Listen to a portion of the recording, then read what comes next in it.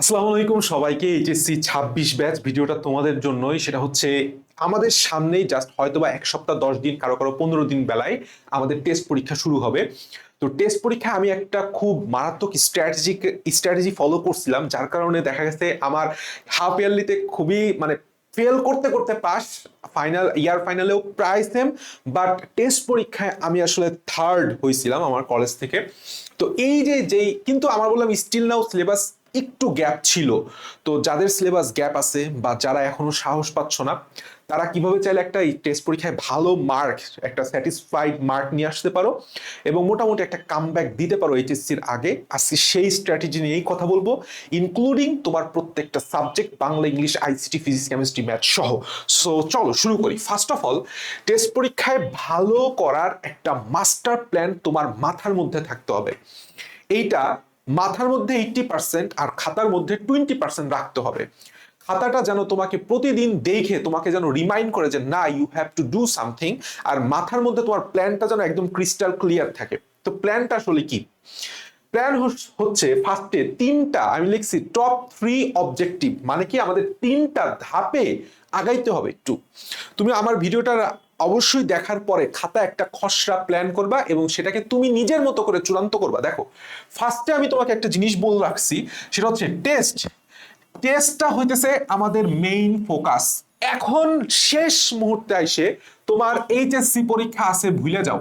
তোমার অ্যাডমিশন পরীক্ষা আছে, যে এখন অ্যাডমিশন চলতেছে, অনেকে অ্যাডমিশন নিয়ে বিশাল হাইপড, হ্যাঁ, অনেকে অ্যাডমিশন নিয়ে কোচিং করতেছে, এই কোশ্চেন ব্যাংক সেই কোশ্চেন ব্যাংক নিয়ে ফলো করতেছে, ঠিক আছে বাবা, ভালো।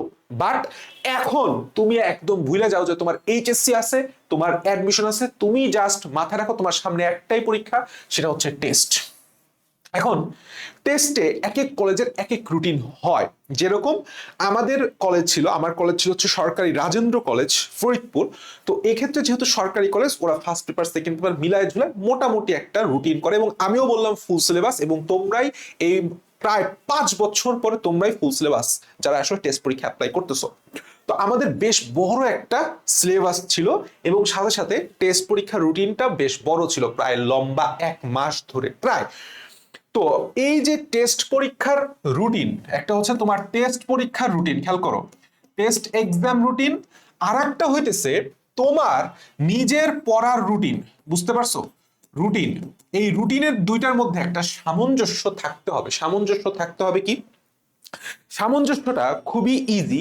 সামঞ্জস্যটা খুবই ইজি বলতে গেলে কি হয়েছে, সামঞ্জস্যটা কেন কেন আমি তোমাকে ইজি বলতেছি, আমি তোমাকে একটু সুন্দর করে বুঝায় বলি। সেটা হচ্ছে এই যে রুটিনটা করার সময় রুটিনটা করার সময় তোমাকে একটা জিনিস মাথায় রাখতে হবে। ফার্স্ট, এই যে ধরো 10 দিন, 10 থেকে 15 দিন আছে, এই 15 দিন তুমি তো সব সাবজেক্ট পড়তে পারবা না। তাহলে সব সাবজেক্টের কোন কোন চ্যাপ্টারগুলা, যেই সকল সাবজেক্ট তোমার পড়তে হবে, সেই সাবজেক্টের সাথে তোমার যেই চ্যাপ্টার, এই চ্যাপ্টারগুলো এখনই আজকেই সিলেক্ট করো যে আমি আগামী 10 থেকে 15 দিন এই সাবজেক্টের এই চ্যাপ্টারগুলা মোটামুটি, যেগুলো তুমি ভালো করে না পড়লেও মোটামুটি পড়া আছে, সেটা শেষ করবো, একটু উইক আছে, হ্যাঁ। এবং এখানে আর একটা কথা আছে, সেটা হচ্ছে আমি পরীক্ষার রুটিনের মাঝখানে অবশ্যই কি পাবো, একটা গ্যাপ পাবো না? গ্যাপ পাবো না। এই গ্যাপে আমি কি পড়বো, আমি এই গ্যাপে কি পড়বো সেইটা তোমাকে এখনই সিলেক্ট করতে হবে।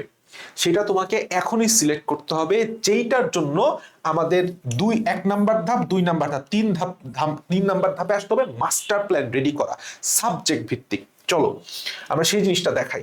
এবং সবগুলাই বললাম, অ্যাকচুয়ালি টেস্ট পরীক্ষায় আমি নিজে অ্যাপ্লাই করে থার্ড হয়েছি। আমি বললাম খুব আহামরি ভালো স্টুডেন্ট ছিলাম না, বাট এই যে কিছু স্ট্র্যাটেজি আমি নিছিলাম, এটা আমার জন্য একটা গেম চেঞ্জার হয়ে গেছে। দেখো, বাংলা, ইংলিশ, আইসিটি, যারা সায়েন্সের স্টুডেন্টের বেলায় এইখানে ম্যাক্সিমাম স্টুডেন্টের দুর্বলতা থাকে। আমার দুর্বলতাটা ছিল হইতেছে, আমি ইংলিশে উইক ছিলাম। ইংলিশে আমি হচ্ছে উইক ছিলাম, ইংলিশটায় উইক ছিলাম, আর আইসিটিতে উইক ছিলাম। বাংলায় আমার একদম ফার্স্টের থেকে প্রাইভেট পড়ার কারণে, এবং বাংলার স্যার মানে অসাধারণ একজন স্যার পাইছিলাম, আলহামদুলিল্লাহ, শাহিন স্যার। তো বাংলা এত চমৎকার করে আমার ভেতরে ঢুকে গেছিল যে আমি তোমার হইতেছে কবিতা আমার মুখস্থ হয়ে গেছিল। বিভীষণের প্রতি মেঘনাদ একদম স্যারের মুখের থেকে শুনতে শুনতে কবিতা সহ আমি মুখস্থ করে ফেলাইছিলাম, স্টিল নাও আমি বলতে পারবো, এবং প্রত্যেকটা লাইন কি বলতে কি বোঝায় এবং কবি পরিচিতি থেকে শুরু করে সারমর্ম সবটুকু আমার প্রায় মুখস্থ হয়ে গেছিল। সো বাংলা আমার হইতেছে একটা প্লাস পয়েন্ট ছিল ভালো রেজাল্ট করার। তো আমি ধরে নিছিলাম যে আমার একটা এক্সপেকটেশন রাখা জরুরি, যে এক্সপেকটেশনের এগেনস্ট আমি পরীক্ষা দিব, যার এক্সপেকটেশন যতটুকু আমি সেভাবে সময়টা দিব। আমি ধরে রাখছিলাম আইসিটিতে আমার যেভাবেই হোক আমার মোটামুটি 65-70% মার্ক আনলেই হয়েছে, ইংলিশে আমার 70% মার্ক আনলেই হয়েছে, অর্থাৎ এইটাই আমার এ লাগবে, এইটাই আমার মোটামুটি এ মাইনাস থেকে এ হইলেই হবে। আর বাংলায় আমি এ প্লাস ধরছিলাম, এইটা ধরার একমাত্র কারণ ছিল আমি ফার্স্টের থেকে বাংলা স্ট্রং ছিলাম। ইভেন ঢাকা ইউনিভার্সিটি যখন প্রিপারেশন নিই তখন আমার এই মেন্টালিটি ছিল, যেহেতু আমি বায়োলজি আমার মেইন সাবজেক্ট, আমি বাংলা তাকাবো ম্যাথের বদলে, যেহেতু আমি মেডিকেল প্রিপারেশন হয়েছিলাম। আমি আসতেছি, তো তোমার কাজ হচ্ছে এই তিনটার মধ্যে অবশ্যই একটাকে তোমার স্ট্রং করতে হবে। যদি তুমি তিনটায় উইক থাকো তাহলে এই তিনটার মধ্যে একটায় এখন একটু সময় বাড়ায় দাও, সময় বাড়ায় দেয়। এখন প্রিপারেশন কি হবে, আমি তখন চিন্তা করলাম যে বাংলায় যেহেতু আমার এ প্লাস টার্গেট আছে, বাংলায় একটা সিলেক্টিভ সাজেশন তৈরি করতে হবে। আমি কথাটা কি বলছি লিখতেছি দেখো, সিলেক্টিভ সাজেশন। এই কথাটা বললাম চমৎকার একটা কথা। মানে কি, মানে হইতেছে সিলেক্টিভ সাজেশনটা কিভাবে আমি পাবো বা কিভাবে বানাবো, পাওয়ার চাইতে সবচাইতে ভালো জিনিস হইতেছে নিজে করা। আমি কি করছি, টেস্ট পেপার অ্যানালাইসিস। টেস্টে ভালো রেজাল্ট করার সবচাইতে কার্যকরী এবং আমি মনে করি একমাত্র উপায় হচ্ছে টেস্ট পেপার অ্যানালাইসিস করা। টেস্ট পেপার অ্যানালাইসিস কি জিনিস আসো তোমাকে এখন সেটা বোঝাই, যে টেস্ট পেপার অ্যানালাইসিস বলতে আসলে আমরা কি বুঝি।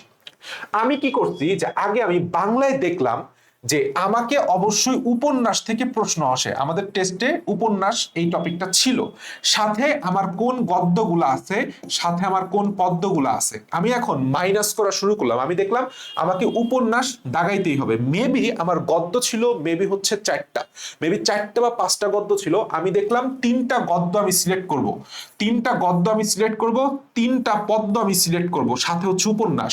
এই 3 3 আর 1 6, 6 আর 1 7, এই 7টা, 3টা গদ্য, 3টা পদ্য আর একটা উপন্যাস। তোমাদের বেলায় তোমরা বেশি হলে কম বেশি করে নিও। আমি সিলেক্ট করছি যেখান থেকে প্রতি বছরই টেস্টে প্রশ্ন আসে, এরকম 3টা পদ্য, এরকম 3টা গদ্য। তোমাদের বেলায় যদি কারো দেখা গেছে গদ্যের সংখ্যা বেশি, তাহলে গদ্য আর একটু বাড়ায় নাও, পদ্যের সংখ্যা বেশি পদ্য আর একটু বাড়ায় নাও। কারো উপন্যাস নাই তখন উপন্যাস বাদ চলে যাবে, কারো উপন্যাস আছে, কারো নাটক আছে, সেক্ষেত্রে নাটক থাকবে উপন্যাসের বদলে।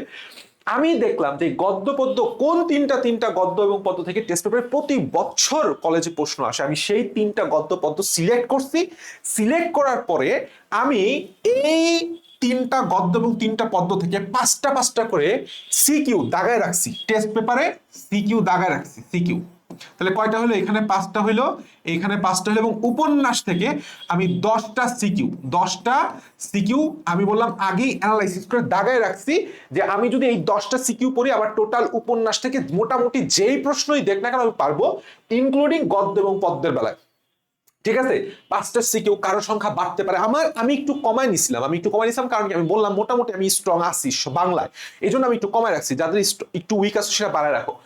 তো আমি কি করছি দেখো, আমি বললাম পরবর্তীতে এই সিকিউ জাস্ট সলভ করছি।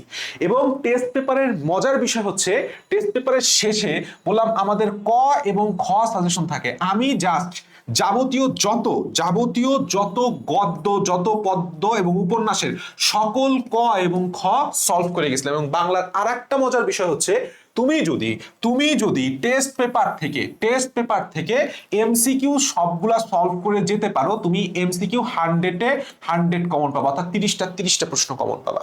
এইটা ছিল আমার বাংলার স্ট্র্যাটেজি। এবং বাংলায় সেকেন্ড পেপারে আমাদের ফার্স্ট পেপার সেকেন্ড পেপার মিলায় হইতো পরীক্ষাটা, তো সেকেন্ড পেপার অনেকে আলাদা হয়, সেকেন্ড পেপারেও সেম স্ট্র্যাটেজি হবে, জাস্ট টেস্ট পেপার অ্যানালাইসিস করতে হবে। এখন আসো ইংলিশ এবং আইসিটিতে কি করলাম, আমি একটু আইসিটি নিয়ে আগে কথা বলি। আমি কি করলাম, আইসিটি আমাদের হচ্ছে সম্পূর্ণ বইটাই ছিল আমার যতটুকু মনে পড়ে সেটা হচ্ছে অনেকের কম বেশি হইতে পারে, অনেকের 4টা অধ্যায়, অনেকের 5টা অধ্যায়, অনেকের 2টা অধ্যায়, অনেকের 6টা চ্যাপ্টার 7টা হইতে পারে, অর্থাৎ সবগুলোও থাকতে পারে, বা যেই চ্যাপ্টারগুলো যাদের আছে, কারো সবগুলো থাকলে সবগুলা, কারো 2টা থাকলে 2টা, কারো 3টা থাকলে 3টা। আমি কি করলাম যে আমি এই টেস্ট পেপার, আমার কোথায় আসতেছি দেখো, টেস্ট পেপার, যার টেস্ট পেপার নাই, ভাই টেস্ট পেপার তো নাই, পুরাতন টেস্ট পেপার আমি জোগাড় করছি, আমার আগের বছরের পুরাতন টেস্ট পেপার জোগাড় করছি। টেস্ট পেপারের চাইতে আরেকটা ভালো জিনিস হচ্ছে সাপ্লিমেন্ট, এটা আরো করা মাল ভাই। সাপ্লিমেন্ট থাকলে তো কথাই নেই, সাপ্লিমেন্ট থাকুক আর টেস্ট পেপার থাকুক, যে কোনো তোমার একটা লাগবে। টেস্ট পেপারে কি লাগবে, শুধু পরীক্ষা, শুধু প্রশ্নপত্র হলে হবে না, আমাদের বললাম সলভ লাগবে, অর্থাৎ মেড ইজি যেটাকে আমরা বলি সলভ, টেস্ট পেপারের সলভ, সেটা বললাম অবশ্যই লাগবে, সেখান থেকেই পড়তে হবে, সেখান থেকে অ্যানালাইসিস করতে হবে। আইসিটির আমি 25টা সিকিউ আমি আগেই দাগায় ফেললাম, এই যে পরীক্ষার যে 10 দিন আগে আমি আগেই দাগাইছি, যে ওই যে আমার দেখলাম আইসিটি পরীক্ষার আগে আমার 4 দিন সময় ছিল, 4 দিন, অনেক দিন, প্রায় শেষ পরীক্ষাটা ছিল মেবি আইসিটি, তো আইসিটি 4 দিনে আমার কথা হচ্ছে আমি 25টা সিকিউ সলভ করব, এবং এই 25টা সিকিউ থেকে কমন এসে গেছে। আইসিটি পরীক্ষায় তুমি যদি, আমি আবারও বলতেছি, টেস্ট পেপার অ্যানালাইসিসের বেলায় ফার্স্ট প্রায়োরিটি হচ্ছে বোর্ড, এরপর হইতেছে গুরুত্বপূর্ণ যে কলেজ, যেরকম NDC, RAJUK, Viqarunnisa, cadet, ideal college, Chittagong college, এদের যে কোশ্চেনগুলো তুমি যদি সুন্দর মতো সলভ করতে পারো এবং কনফিডেন্টলি তুমি পরীক্ষার হলে কনফিডেন্সটা পাও যে পরীক্ষার হলে এই প্রশ্নটা দিলে তুমি পারবা, তোমার ইনশাল্লাহ আইসিটিতে 70+ পাওয়া খুব ইজি। এবং আমার আলটিমেটলি এ আইসে গেছিল, ইংলিশেও এ আসছিল, বাংলাতেও আমার এ আসছিল, A+ আসে নাই, লেখার একটা বিষয় আছে। তো আইসিটি বলে আমি কিভাবে করছি দেখছো, 25টা সিকিউ, তোমার এখন বই ধরে ধরে আবার পড়ার পরীক্ষার আগেও সম্ভব না, পরীক্ষার 4 দিন আগেও সম্ভব না, তাহলে ভাইয়া এমসিকিউ কি করছি, এমসিকিউ কিচ্ছু না, জাস্ট তুমি যে আইসিটি বই পড়তেছো না, আইসিটি বইয়ের শেষে যে আমাদের অধ্যায়ের এমসিকিউ গুলো আছে, এই অধ্যায়ের এমসিকিউ গুলো এনাফ, একদম এনাফ। সবাই তো আসলে ভিকারুননিসা, এনডিসি বা আইডিয়ালে পড়ে না, রাজুকে পড়ে না, তো ওদেরটা একটু হার্ড হয়, ওদের বেসিকটা থাকা লাগে বইয়ের, বাট 90 to 95% কলেজ বললাম সেম ক্যাটাগরি, এই স্ট্যান্ডার্ডটাই ফলো করে, এই টাইপেরই ফলো করে। এখন আসো ইংলিশের বেলায়, ইংলিশে একটা মজার কথা আমি তোমাকে একটু জানাই, হ্যাঁ, ইংলিশে তোমাকে একটা মজার কথা জানাই, সেটা হচ্ছে ইংলিশে আমি একটা ব্যতিক্রম ধর্মী কি বলবো স্ট্র্যাটেজি ফলো করছিলাম, সেটা হচ্ছে ডেইলি স্ট্র্যাটেজি। কারণ আমি দেখলাম যে ইংলিশ মোটামুটি একটা আমার কাছে মনে হইলো যে হিউজ একটা জিনিস, একটা বড় সড়ো জিনিস, ঠিক আছে, বড় সড়ো জিনিস, যেটা মোটামুটি 1 2 3 দিন টানা পড়লেও সমস্যা আছে। কারণ কি, কারণ আমাদের ইংলিশে আমাদের কি আছে, ইংলিশে আমাদের হইতেছে মডেল টেস্ট আছে, মডেল টেস্ট আমরা যেটাকে বলি, তাই না, মডেল টেস্ট সলভ করি বলি না, মডেল টেস্ট আমরা সলভ করি, যেটাকে আমরা আসলে প্যাসেজ বলি, আসলে প্যাসেজ সলভ বলো, বা আমি বলতাম হচ্ছে, আমরা বলতাম মডেল টেস্ট সলভ করা, সাথে আবার রাইটিং পার্ট আছে, সাথে আবার কি আছে, রাইটিং পার্ট আছে, সাথে হচ্ছে আমার গ্রামার আছে। তো গ্রামারটা আসলে মডেল টেস্টের মধ্যে ঢুকে যায়, model test for first and second paper, আর সাথে হচ্ছে আমার রাইটিংটা থাকে। তো আমি দেখলাম যে আমি যদি চেষ্টা করি, খুব বেশি চেষ্টা করি, আমি রাইটিং পার্টটা পরীক্ষার আগে 1 2 দিন আগে যে গ্যাপটা পাবো তার মধ্যে পড়ে শেষ করতে পারবো।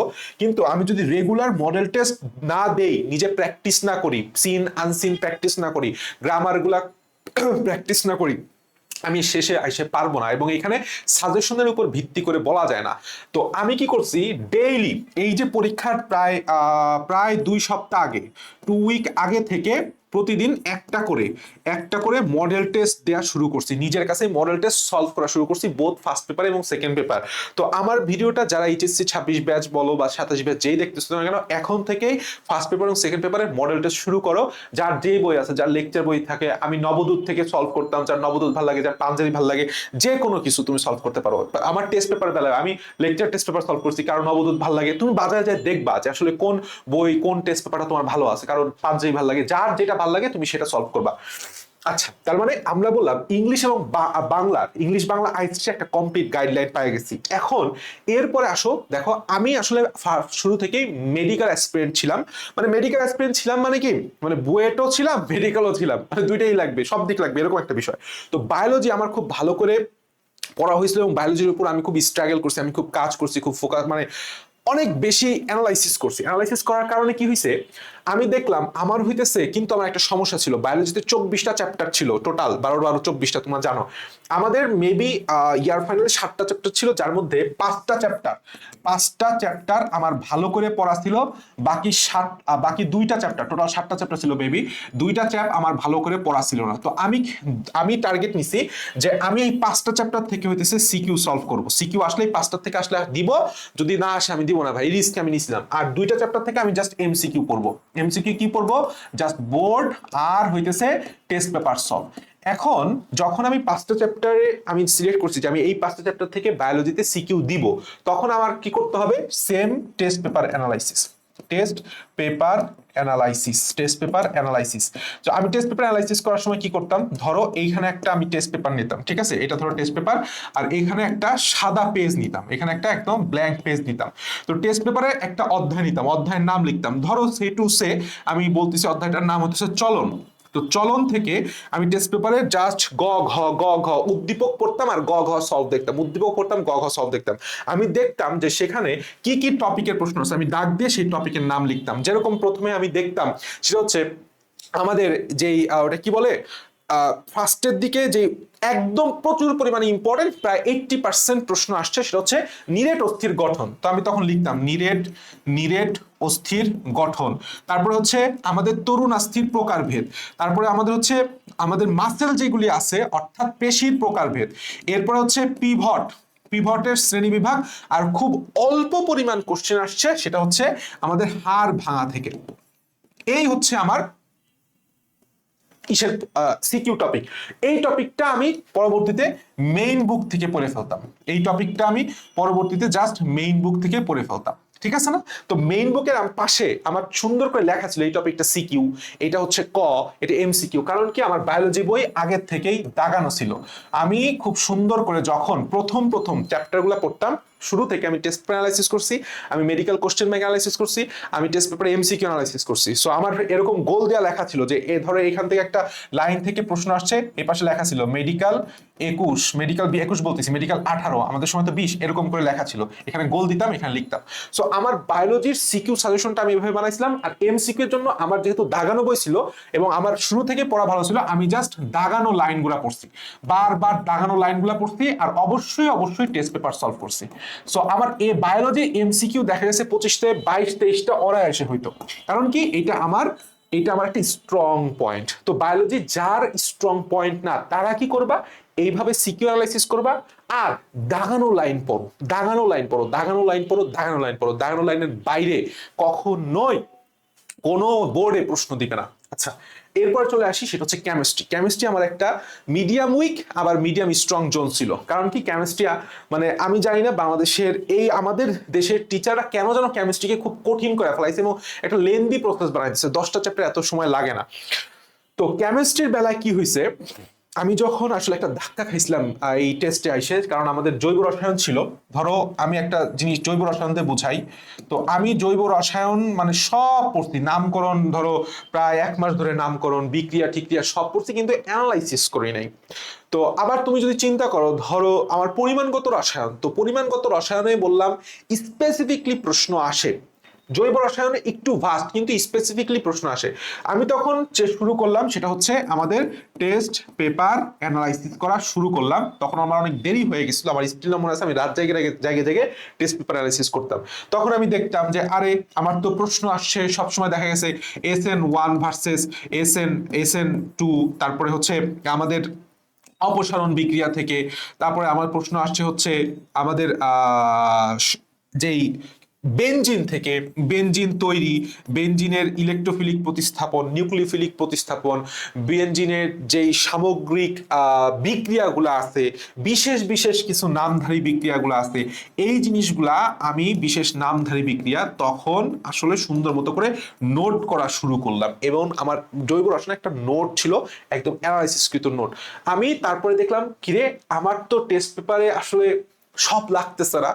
প্রতি বছর দেখা গেছে টেস্ট পরীক্ষায় জৈব রসায়ন থেকে 2 সেট প্রশ্ন আসে, 1 সেট প্রশ্ন অ্যালিফেটিক আর 1 সেট প্রশ্ন অ্যারোমেটিক। তার মানে কেউ যদি খালি বেনজিনে সবটুক পড়ে যায়, সে বলে আমি একটা সেট প্রশ্ন সলভ করে দিয়ে আসতে পারবে। এইটাই হচ্ছে অ্যানালাইসিসের মজা। আমি দেখলাম আমি তার আগে বেনজিন সিলেক্ট করলাম।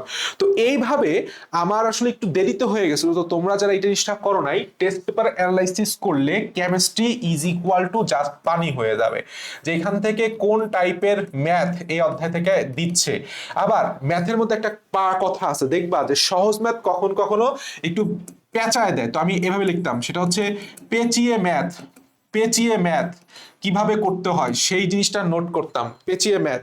তারপরে কিছু কিছু টপিক আছে যেরকম তাত্ত্বিক টপিক, হ্যাঁ তাত্ত্বিক টপিক, যেরকম আহ অনুবন্ধী অম্ল অ্যাসিড ক্ষার টপিক থেকে যে প্রশ্নগুলা হয়, তারপরে হতেছে ওই যে অ্যাসিড ক্ষারের যে বিভিন্ন মতবাদ থেকে যে প্রশ্নগুলা হয় এইটা, তারপরে হচ্ছে তোমার গ্যাসের পেষণ গুণাঙ্ক থেকে কোন গ্যাসটা অধিক পেষণ গুণাঙ্ক, কোন ব্লেক পাওয়া যাবে, এই টাইপের প্রশ্ন হচ্ছে তাত্ত্বিক প্রশ্নের মধ্যে ফেলাইতাম। তো আমি আগে হইতেছে সবসময় ম্যাথটা সিলেক্ট করতাম, যে আমি আগে দেখি যে কেমিস্ট্রি অধ্যায়ের কি কি ম্যাথ আছে, কারণ জানো গুণগত রসায়ন থেকে শুরু করে আমাদের রাসায়নিক পরিবর্তন, তারপর পরিমাণগত রসায়ন, পরিবেশ রসায়ন, ইভেন তোমার তড়িৎ রসায়ন, সব জায়গায় তো ম্যাথ আছে, ম্যাথ থেকে তো বেশি প্রশ্ন হয়। তো ম্যাথগুলো আমি ঠিক মতো আগে পারি কিনা, তারপর আমি তাত্ত্বিক পার্টে আসতাম। আমার কেমিস্ট্রি একটু সময় লাগলো, তুমি যদি এভাবে কমপ্লিট করো ইনশাল্লাহ তোমার টেস্ট পরীক্ষায় ভালো রেজাল্ট করা সম্ভব। তোমাকে জাস্ট বুঝতে হবে, কেমিস্ট্রি সব পড়তে হবে না। তো এই জন্য আমি পরবর্তীতে এই কেমিস্ট্রি টেস্টের আগে প্রত্যেকটা অধ্যায়ে জৈব রসায়ন ইনক্লুডিং আমাদের তখন হচ্ছে জৈব রসায়ন ছিল, পরিমাণগত রসায়ন ছিল, এবং তোমার হচ্ছে লাস্টের চারটা অর্থাৎ 2, 3, 4, 5 এই চারটা চ্যাপ্টার থেকে আমি প্রায় 30+ সিকিউ দাগাইছিলাম। এই 30+ সিকিউ আমি সলভ করছি একদম from first to last. Test পরীক্ষা ভরে মানে টেস্ট পরীক্ষার শুরু থেকে ওই কেমিস্ট্রি পরীক্ষার আগেও, ম্যাথের পরীক্ষার আগে তো আমি কেমিস্ট্রি সলভ করলাম, কেমিস্ট্রি পরীক্ষার আগেও আমি এটাই সলভ করছি। এবং দেখা গেছে যে আমি এই জিনিসটা খুব ভালো করে সলভ করার কারণে আমি সবই প্রায় কমন পেয়ে গেছি।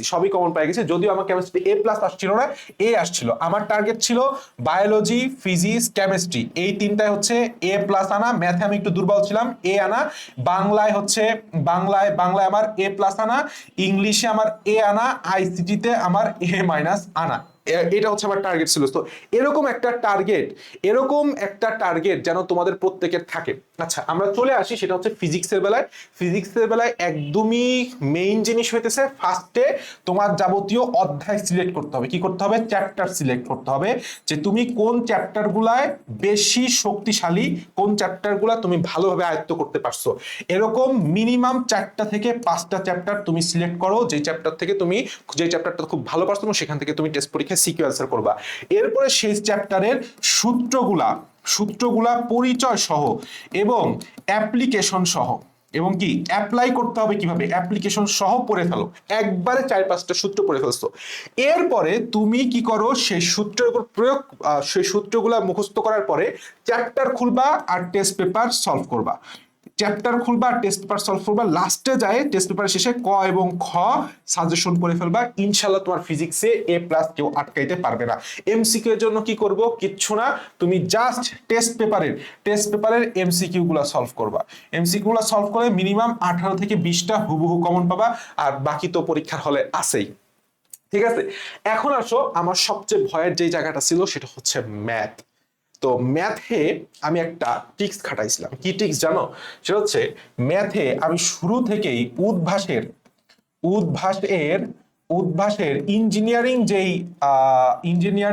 যে কনসেপ্ট বুকটা আছে ম্যাথের, এটা একটা মারাত্মক মাস্টারপিস ভাই। যারা যারা এখনো কালেক্ট করো নাই, পুরাতন বইয়ের দোকান বা নীলক্ষেত বা অনলাইন থেকে কালেক্ট করে নিও। এই কনসেপ্ট বুকটা আমি হইতেছে সলভ করা শুরু করছিলাম সেকেন্ড ইয়ার থেকে। ফার্স্ট ইয়ার আমি জানতাম না, পরবর্তীতে ঘাটতে আমি কনসেপ্ট বুকটার সন্ধান পাই এবং দেখলাম যে এইখানে আসলে টপিক ওয়াইজ খুব সুন্দর করে যেই আসলে মানে বুয়েটের অ্যাডমিশনই তো ম্যাথ। যেই বই পড়ো না কেন তুমি, অক্ষরপত্র বলো বা যেই বই পড়ো না কেন, কেতাব ব্যতীত বাকি সব বইতেই তো ইঞ্জিনিয়ারিং এর ম্যাথ দিয়ে ভরে রাখছে। তো আমি দেখলাম এটা তো টপিক ওয়াইজ ভাগ করা, খুব সুন্দর করে সলভ করা।